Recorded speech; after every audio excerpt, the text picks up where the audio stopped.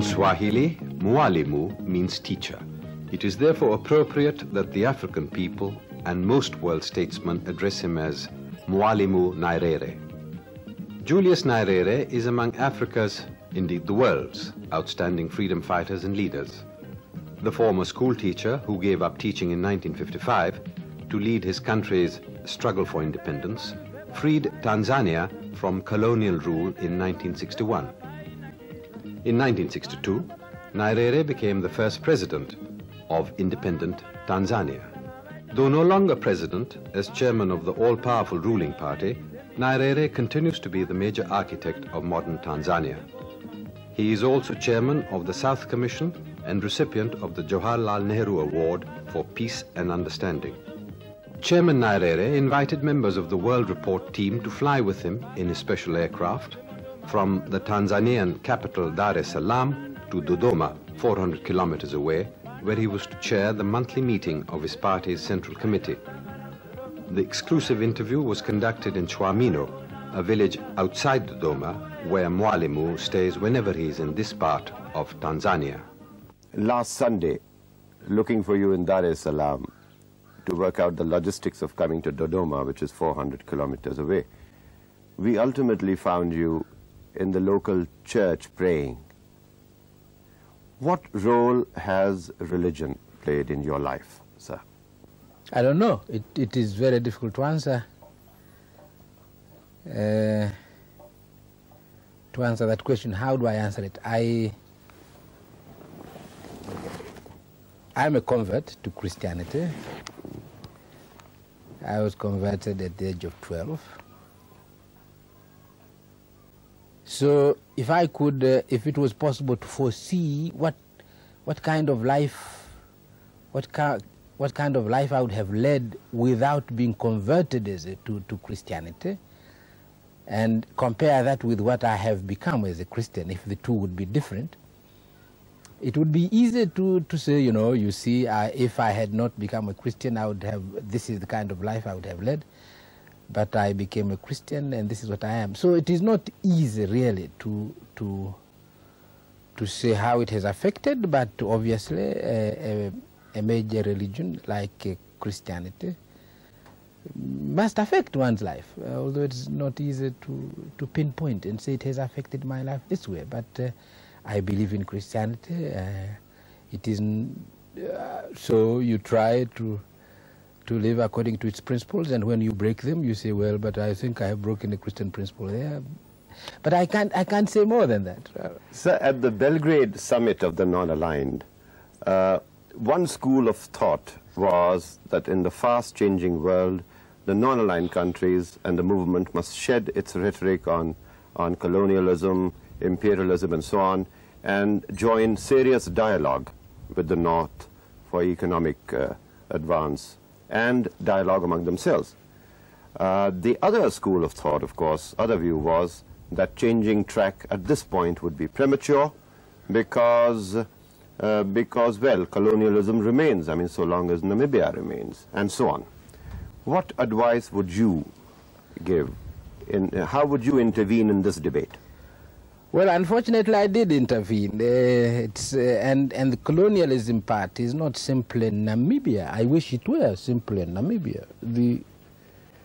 The problem of power is a continuing problem, and it does not end when the countries have become independent. So I did say in my own intervention there, fortunately, they did allow me in my capacity as chairman of the South Commission to make a statement. And I suppose it was because of that mood that perhaps now we should be talking in terms of dialogue with the North rather than confrontation, as if we don't want dialogue with the North. In the 70s, you may remember, we did seek for dialogue with the North. We wanted to sit down with the North and talk together with the North about the economic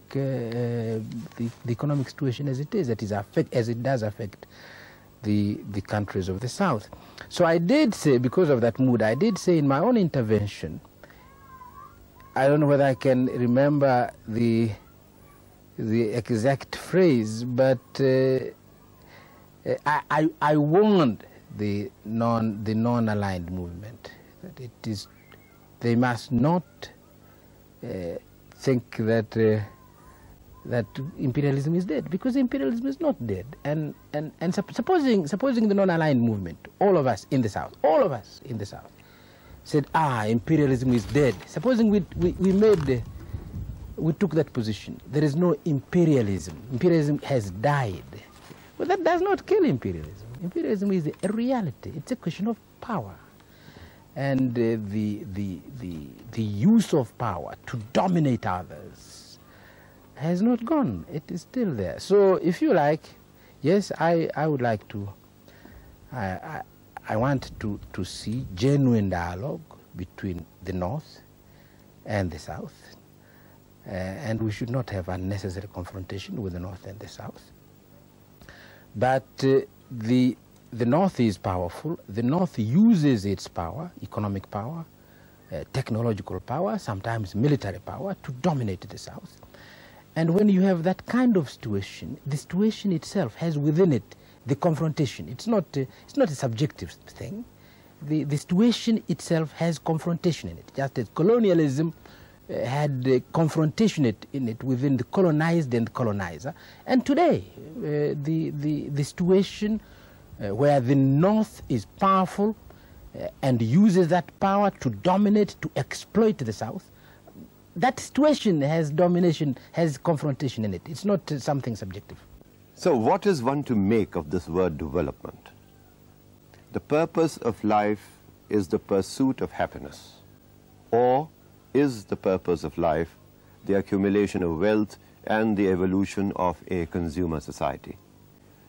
How would you sketch the sensible middle path? Well, I don't know whether I could sketch a sensible middle path. Whether it is pursuit of happiness, I don't know. Because happiness becomes a matter of philosophy. I'm not quite sure that the millionaire is necessarily happier than the poor man. I don't know. This is a philosophical matter. But health is something that everybody desires. So people should be healthy. Whether that will make them happy, I don't know. But people should be healthy. Everybody wants a healthy body and a healthy mind, I suppose. Food. We need food. Whether food makes people happy, I don't know. But hunger does not make them happy. People have to have sufficient food to eat. Education. Whether educated people are happier. Whether I'm happier now because I'm educated than I would have been if I was an ignoramus, I didn't know anything. If I remained superstitious, I'd never heard about the word science. It's just possible. I might have been happier. It's not a question of being happy. But we can't have a community, an ignorant community, and keep education from the masses of the people because we thought ignorant people are more educated. And so this is it is development then is a process to help people, it's a bad thing to use development to define development, but to become their best. People must become their best. Everybody must get a chance to become their best. This is development. What has been your experience as chairman of the South Commission these past 3 years? Do you despair? Are you hopeful? I don't despair. It is true when you see the problems of the South, and I've seen them. I've been a Southerner always. I've led my country as first as leader of my own party, and then head of state of my own country for a long time. And I was involved in these problems of development. But I didn't get sufficient time. I did not have time. I traveled, but I did not travel as much as I have done during the last 2 years in the third world. So I've learned. So the first thing I've done is to learn, a great deal of learning. And I'm very grateful for the opportunity to enable me to learn. I see the immensity of of the problems which the South face. First of all, just the problem. Even if the North was not there, it's just the South, and forget the North. And the South is there, and the South can develop itself without any problems from the North. It's an immense problem. It's still an immense problem. But the South has to develop itself in the shadow of the North. Two ways. One, they see the North and they say, we want to be like that. Now, I don't know whether they can be like that. So there is this question of the North is developed, we are not developed. To develop, we have to be like the North. This is an immense problem. So that's a problem. But the second one is the fact that the North will not allow them to develop. But I don't despair, because what I've seen in the North is the capacity to develop. If they will, then the South will simply say, to develop, first of all, we have to decolonize, decolonize the mind, as it were, also. The South has to have confidence in itself, must have this confidence in itself, and use its own resources to the maximum. They will develop. If they do that, they will develop. Could you give an example? Could you elaborate on this, sir? Well, let me give an example. India is not a developed country. But India has technology which ranges from biogas to nuclear energy and everything in between. So India has the technology for a third world. And if you forget the North, India is developed. If you forget the North, forget this business. So, the North is there, so India looks at the North and feels, oh gosh, how can we be like the North? But India has the means. And if you take that simply one line, energy, biogas, right to nuclear energy. So why shouldn't India look at India? So that its major strategy is to look at India. Not look at anybody else. And there will be things outside India which they need. But India's strategy for development should be India. We have to depend upon India to develop. This is what I mean. The other thing is the South. The South has Tanzania's, but it has India's, it has China's, it has Brazil's. And when you take these countries as a totality, they share this weakness. They share the incapacity to influence the decisions of the world, which affect billions of people. We share that. And therefore we are together. And India, in that sense, India and Tanzania, no difference. We are the same. So why don't we come together? Another level of self-reliance. Because if you look at them all, they have almost all we need. Almost all we need to get out of this weakness. So why do we enhance our own weakness by looking outside the South, even for things where we don't have to look outside the South, because the South is there. This is what I mean. Right, but still the problem is that various countries in the South, countries in the Arab world, countries elsewhere, where they will not look to India, they will not look to China, they will continue to look for Japanese technology, German technology, and American technology, and so on. So that the problem remains. How do you bring about this consensus? The problem remains, yes, it's true. One is habit. I mean, we do that also in Tanzania, and we will go out to the North for technology which is around in the South. Actually, we'll go out to outside Tanzania for technology which is available in Tanzania. One is habit. One is habit. One, I say, is a mentality. Your neighbor's lawn is always greener than your own, and your own, and so forth. And so we have to break that habit, and it takes time to break that habit. I mean, I say,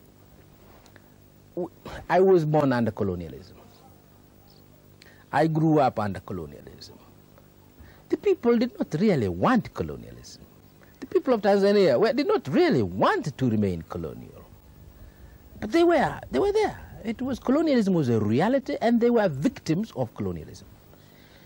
And so you had to start the process of decolonization. You had to say, we can't continue to live under this. And when we did that, there were people amongst ourselves who thought this was absurd. How could you do it? You people, you don't have the technology, you don't have the power. I suppose when Gandhi started, people must say, how can you get rid of the empire? You have nothing, and so forth. So it's a process. But that process has to start, and I'm saying the South can do that. It's not only the Arab countries, it's all of us, including Tanzania. We have this mentality. We will not enhance our own capacity. We will weaken our own capacity and enhance the capacity of the North to dominate us, and this is wrong. When elephants fight, it is the grass that suffers. When elephants make love, it also ruins. It is also the grass that suffers. Now, this picturesque phrase was used just the other day by one of your leaders. Do you fancy this metaphor for the relationship between the superpowers at the moment? Well, first of all, may I tell you the story about that metaphor? Right. In 1973, the Commonwealth met in Ottawa. No, the Commonwealth met in Ottawa. Right. And that was the period when the North was talking about détente, and Brezhnev was pushing for détente, and the Northwest had accepted this idea. And in Ottawa, the Prime Minister of Great Britain, Teddy Heath at that time, was explaining the importance of this, the importance of détente. And it took a long time to explain. And why he was taking such a long time to explain was that the Prime Minister of Singapore was not really, didn't think there was very much in this. This was the West abandoning leaving the Far East, and he didn't like this idea at all.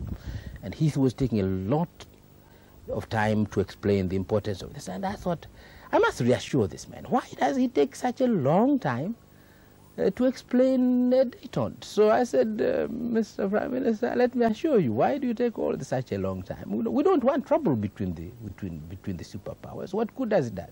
In Swahili there is a saying, in Swahili, when the elephants fight, it is the grass that suffers. And Lee Kuan Yew is a very intelligent person, and very quick, he said, when the elephants make love, it is the grass that suffers. that was Lee Kuan Yew. It was not mine. It was a retort from Lee Kuan Yew. I see. So the point is, is this an accurate description of the possibility? Well, I'm afraid, you have to think about that, because we in Africa have suffered both. The elephants have fought in Africa, and we suffered when the elephants were actually fighting in Africa. But the elephants made love about Africa also. And the partition of Africa was actually a making of love. They met in Berlin, and they were not fighting in Berlin at all. They met in Berlin in 1884 to partition Africa without fighting.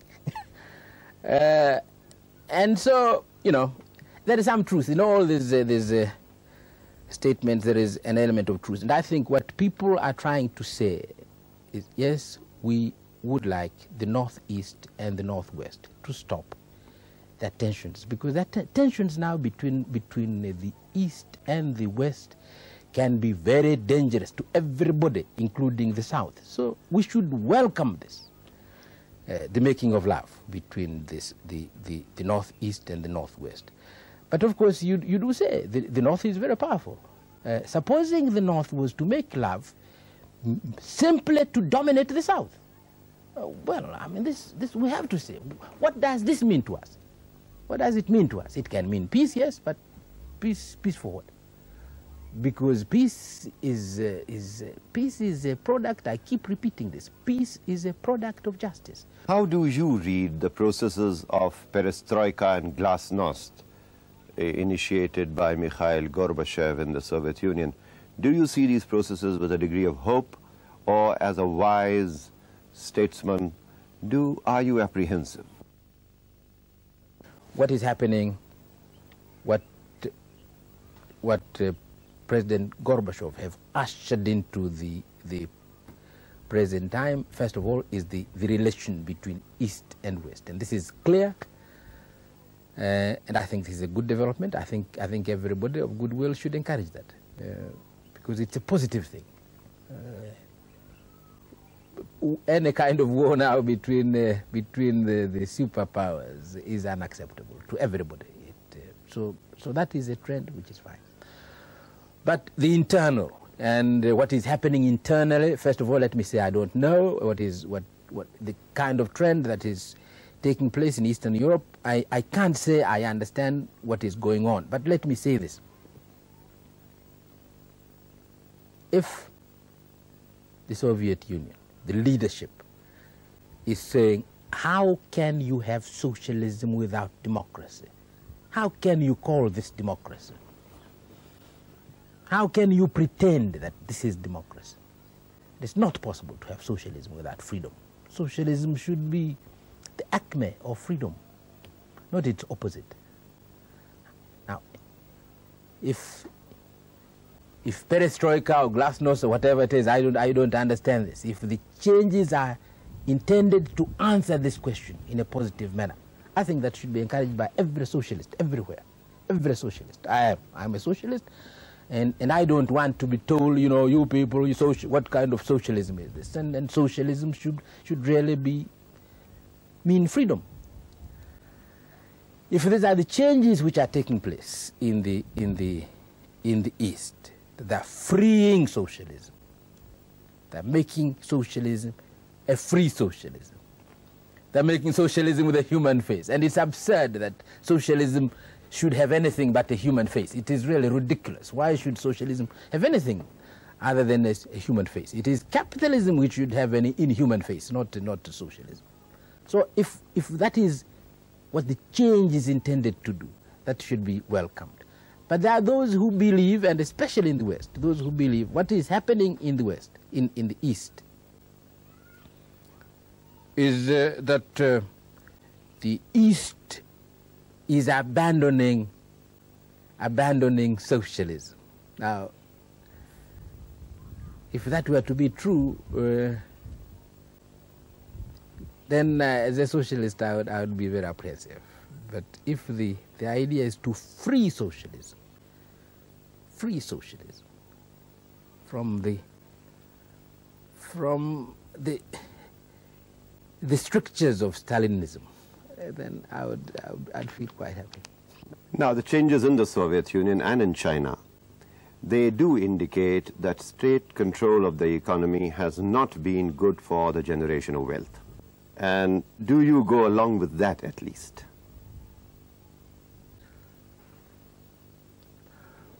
It's one thing to say if you have too much control, you reach a stage where if you have too much control, there is a stage where too much control becomes negative. So it's just possible. The Soviet Union has reached a position where if you don't unleash the creativity of the population, you constrain development. And therefore now it is necessary to lessen control, to lessen central control. That could be true. But it is not necessarily true to say if you did not have the previous control, you would have reached that position. You can never be sure that these countries would have, that the Soviet Union would by now be a superpower. I don't know, because really this is the would have been of history, and would have been is absurd. So it is absurd for the Soviet Union if the leadership says we have to change. They must change now, because they have reached a stage of development. They're a superpower. They've reached a stage of development. It's no use going on pretending to live like 1940 or 1930, because this is, for the Soviet Union, it's not 1930 or 1940 or even 1960. They've reached a stage now they have to change and modernize themselves. But would have they, we don't know, they would have been. Would they have been a superpower if they did not have some of the controls, which we are now saying, no, these controls are now wrong, these controls must go? Would they have been in that position? I don't know. This is the would have been of history. What would the Soviet Union would have been if they did not take the line which they took? I don't know. How can anybody answer that? China, same thing about China. They have also... Would China,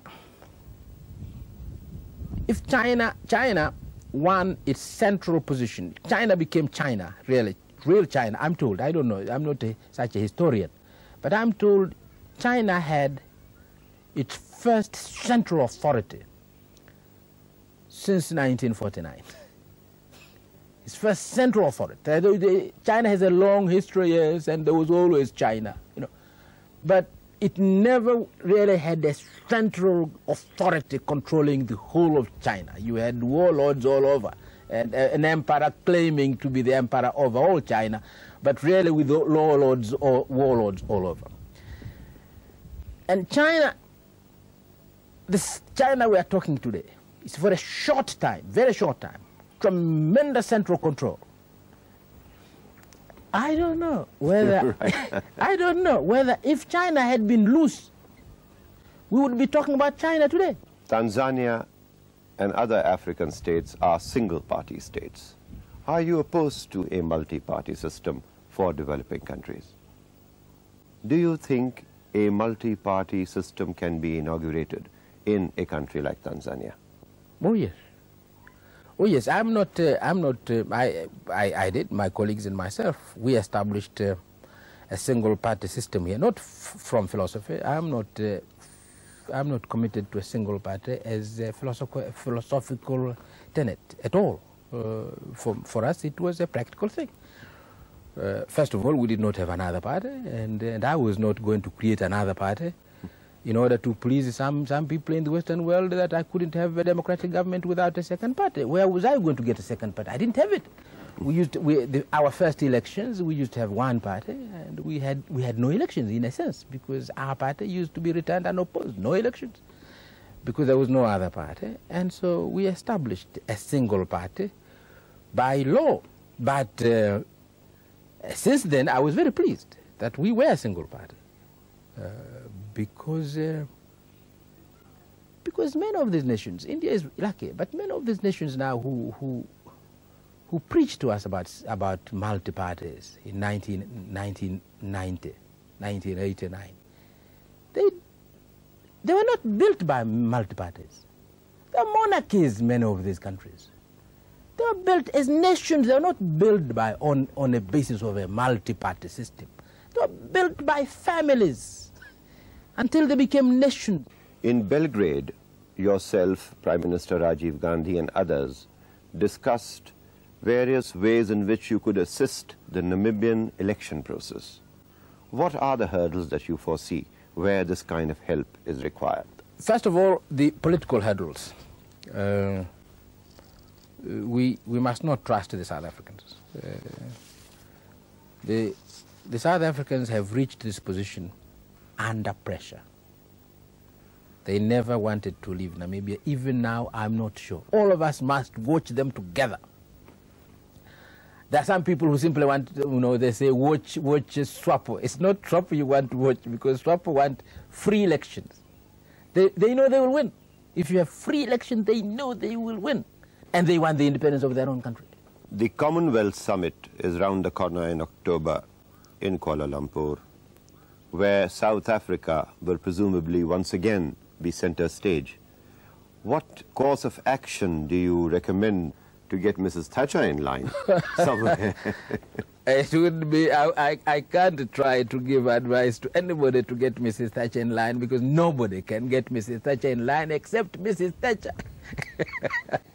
So I don't think that is possible. But seriously, I think Mrs. Thatcher is opposed to sanctions, totally opposed to sanctions. And she's going to go to to Kuala Lumpur saying no sanctions, and she will produce all sorts of reasons. And one of the reasons she's going to produce is that there is de Klerk, and de Klerk now allows the processions to take place, so give him a chance. I think she would probably bring that kind of argument. And I don't believe in this. I think the Commonwealth countries must watch out. Really, they've got to be very careful. I said about Namibia, the South Africans did not want to leave Namibia. And even now, I'm not sure they will leave. If they leave, they will leave because of the pressures. The South Africans don't want to change apartheid. They have not become Paul, seeing the light going on the way to Damascus at all. If there are signs of change in South Africa, it's because of the pressures, the internal pressures and the international pressures. If you relax those pressures, they will relax in comfort in South Africa. So those who want change in South Africa must continue the pressures. The internal pressures must continue and the external pressures must continue. Don't relax those pressures. Even Mrs. Thatcher really must be told, please, don't relax pressures. India gained independence in 1947. You gave up teaching in 1953 to take up public work in Tanzania, then Tanganyika. Your freedom struggle was non-violent, as indeed was ours. Was Mahatma Gandhi or our freedom struggle something of an inspiration for you? Yes, I was quite aware of the fact that the Indian liberation movement had succeeded on a philosophy of non-violence. I was quite aware of that and that it could be used. And I was determined, if it was possible, I was absolutely determined that we could win our independence non-violently. But I am not a non-violent person, philosophically, at all. Gandhi was non-violent philosophically. I was non-violent politically. There was no need. If there is no need to be violent, why be violent? If it was possible to organize ourselves politically and achieve independence without shedding blood, why shed blood? And we did succeed. What recollections do you have of Indian leaders that you've met in your innings as president and now as chairman of the party? Well, the Indian leaders I know are really the Gandhis, these Gandhis, Mrs. Gandhi and Rajiv. Nehru I met for a very short time, very short. People believe because I achieved independence while he was Prime Minister of India that I must have met him at Commonwealth meetings. I didn't, because one Commonwealth meeting which we went to, I had resigned, I was not in the government. But I had met him. I met him only once before my country became independent. And it's very interesting. I must tell you what he told me. I had gone to the United Nations as a petitioner. This country was a trust territory under the United Nations, and I was there as a petitioner. Nehru visited the United Nations when we were there. And we were lined up with people from the colonies. We were lined up to meet him. And he came, reached me, and I was introduced to him. And he said to me, I remember the exact words, don't make the mistake we made in India. Take what you can get. That was that was Nehru's advice to me. Take what you can get, meaning what? Yes, I understood it because I was a teacher. I used to teach colonial history, and I knew India. The Indian National Congress was rather purist. They were very purist. They wanted to jump from colonialism to independence without any stages. And I felt, although I did not ask him a question, I felt that is what he meant, that if you can reach independence step by step, do it. That is the way I interpreted his, take what you can get. No, I can't resist asking this question I ask many statesmen. Which is the most exciting last book that you have read? Do you get time to read? I get time to read. I shouldn't tell you what books I'm reading now. But I shouldn't say, do you want me to tell you what a book I'm reading now? Right. And this is going to be my last answer? Yes, yes. I'm reading Machiavelli.